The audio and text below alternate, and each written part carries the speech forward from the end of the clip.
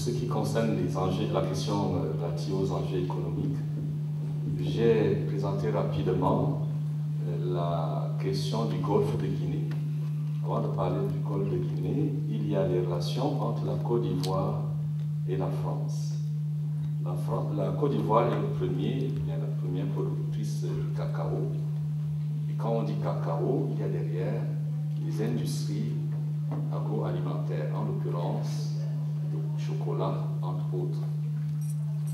Par ailleurs, la Côte d'Ivoire a découvert, en Côte d'Ivoire, il a été découvert que la Côte d'Ivoire a du pétrole. Et avant la découverte du pétrole, il y a chaque année, systématiquement, quand un attaché de défense se rend dans un pays, que ce soit en Afrique ou dans un autre pays, cet attaché de défense a une feuille de route, tout autant que l'ambassadeur de France. Et quand il rentre de mission, il commet un document de quelques pages qui décrit l'état de la géographie du pays, géographie humaine, physique, l'industrie, un document qui sert de relais pour son successeur. Le successeur lit ce document-là, ensuite il le transmet à celui qui va venir après lui. Il y a un centre de formation où l'attaché de défense, l'ambassadeur et leurs épouses sont briefés, c'est-à-dire le type de comportement à avoir pour se rendre dans un pays. Ce qui fait qu'à la longue, successivement, après des années, vous avez un document très informé sur l'état du pays. Pour ce qui est de la Côte d'Ivoire, c'est l'un des pays très riches, en l'occurrence la zone nord de la Côte d'Ivoire. Je ne vais pas le dire. Il y a des produits stratégiques, après lesquels les industries, par exemple, asiatiques, européennes, américaines, courent. Et la Côte d'Ivoire a ces produits-là. Il y a toute une liste là-dessus. On appelle des produits stratégiques.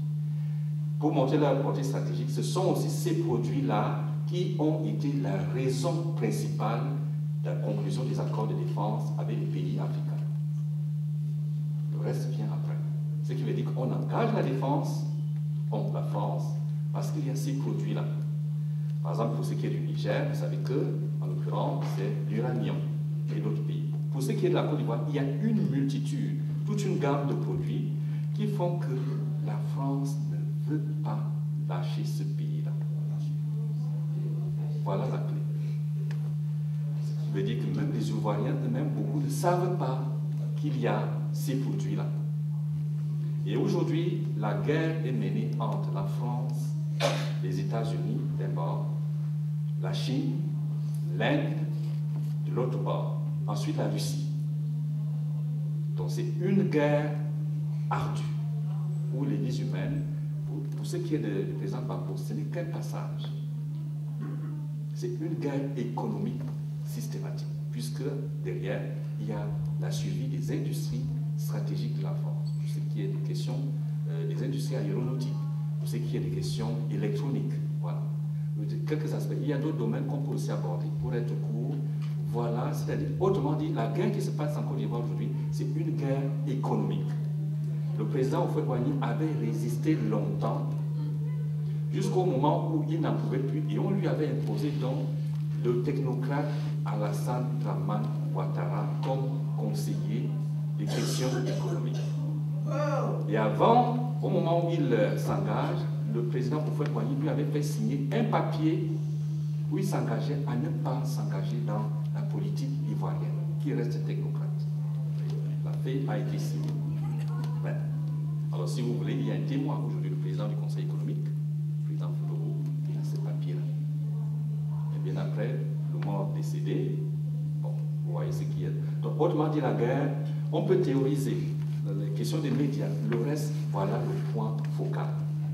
Là, c'est la Côte d'Ivoire. Il y a, dans quelques mois, ça va s'engager dans un autre pays où c'est déjà engagé. Il y a des milliers de morts qui s'étalent. Je vais parler de la RDC. La RDC a connu depuis des années ce que la Côte d'Ivoire est en train de connaître.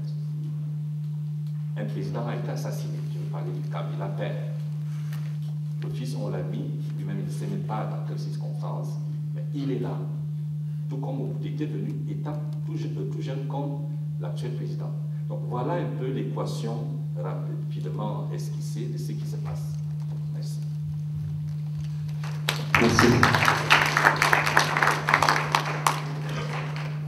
On a deux questions qui touchent à l'embargo qui a été décidé contre la Côte d'Ivoire en début d'année. Donc, pouvez-vous nous parler de l'embargo, qui l'a décrété, quels motifs invoqués et ses effets pour la population? Ensuite, on a une deuxième question. La France n'est pas l'Europe. Pourquoi le vrai rapport des représentants de l'Union européenne n'est-il pas publié?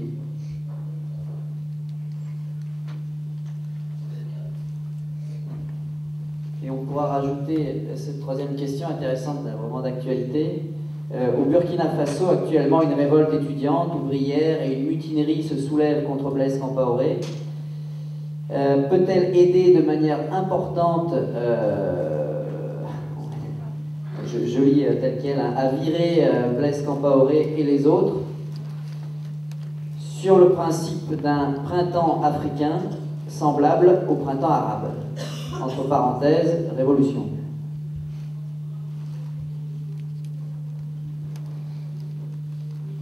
Je peux aller avec ces trois questions-là.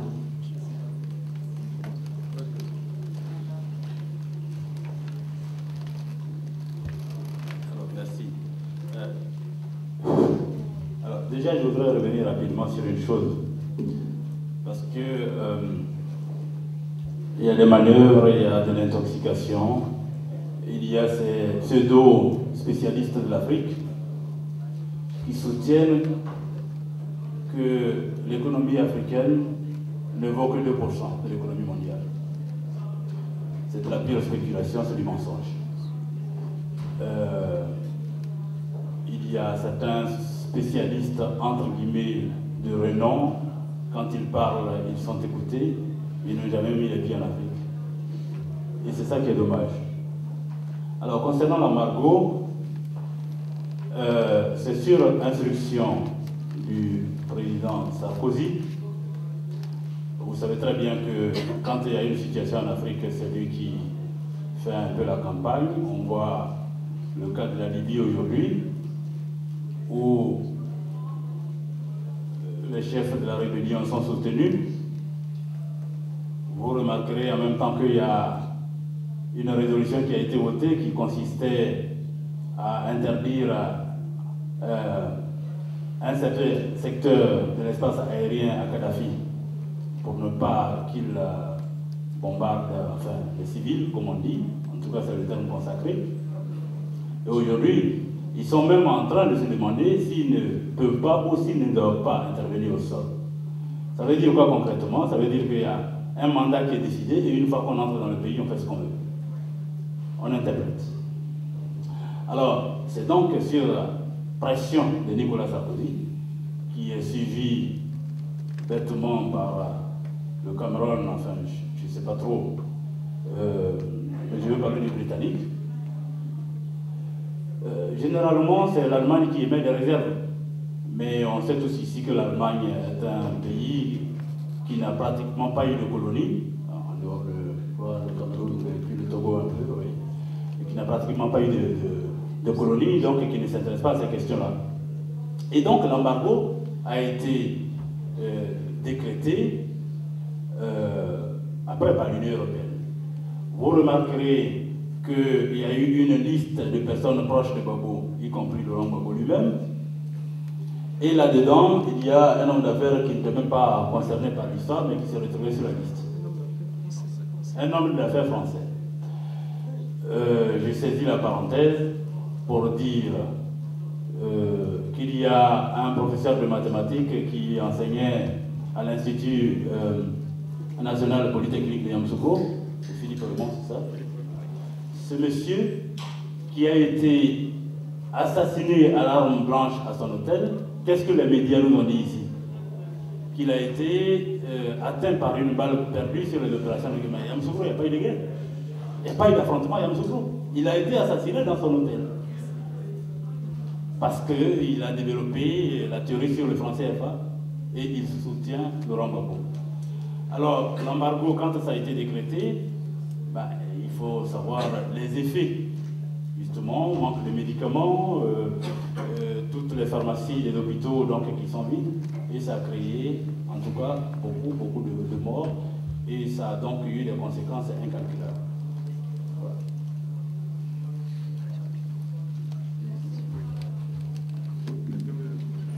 Tu veux sur l'UE, le rapport qui est déjà sorti?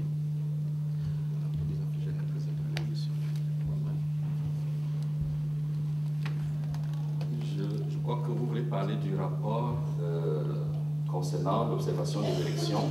Oui. Voilà. Pour ce qui est du rapport de l'Union européenne, le rapport est sorti. Il est même sur le site, n'est-ce pas, de l'Union européenne. Sauf que ça ne reflète pas la réalité des choses. Je vous ai parlé tout au début d'une réunion qui avait eu lieu à Bruxelles. Il se trouve qu'à la même semaine, l'une des personnes avec qui nous avons travaillé, c'est un Camerounais, politiste, et qui connaissait le chef des observateurs de l'Union européenne qui se rendait en Côte d'Ivoire à Abidjan pour l'observation des élections. Il passe à Paris, il se rencontre les deux au restaurant, il cause en tant qu'ancien camarade de Sciences Po à Paris. Soit dit en passant, le monsieur, il vient de l'Europe de l'Est. Il lui dit, moi je vais à Abidjan pour rendre effective l'élection d'Alassane Dramane Ouattara. Alors il lui demande, de quoi s'agit-il? Il dit, non, on m'a donné une feuille de route, c'est ça que je dois appliquer. Il sera effectivement à Abidjan. Les observateurs de l'Union européenne, ils ne sont jamais allés au nord. Ils se sont cloisonnés dans la zone proche d'Abidjan. Et ils commettent un rapport, et ce serait intéressant de lire ce rapport pour voir justement le décalage entre la réalité qui s'est passée sur le terrain et ce que dit ce représentant de l'Union européenne. Il y a même un support audiovisuel pour parler des élections en Côte d'Ivoire. Un décalage total. Voilà tout ce que je peux dire. S'il vous plaît, Oui. L'Union européenne, il y a la Commission qui représente les peuples d'Europe. Tout à fait. Et il y a les chefs d'État. Mais la Commission, pour qu'un rapport soit publié et sorti au nom de l'Union européenne, elle doit d'abord passer par la Commission. Tout à fait. Cette commission-là, moi, d'après ce que j'ai vu sur Internet de la part d'un délégué belge, cette commission-là a amendé ce rapport final qui n'est jamais paru. Est-ce qu'il y a un rapport caché? Si oui, comment le trouve-t-on? Je vous dis, il y a un rapport qui est sorti concernant les élections en Côte d'Ivoire. Même le nom de M. L'Esprit. Le rapport est sur le site. Allez le voir. C'est lui qui a managé tout. Il est allé en Côte d'Ivoire, justement à Abidjan, pour les élections. Il est revenu. Le rapport a été produit. Il y a même des coordonnées d'ailleurs. Moi, pour l'avoir, j'avais appelé personnellement, parce que je cherchais justement ce rapport-là. C'est la dame qui me dit, allez voir sur notre site. Il me donne. J'ai trouvé le rapport. Et quand je le lis, j'ai fait le lien avec justement ce monsieur-là qui était le représentant. D'ailleurs, c'est lui qui intervient sur le support audiovisuel. Le rapport a été effectivement commis. Mais sauf que ce rapport-là n'a rien à voir avec la réalité des élections.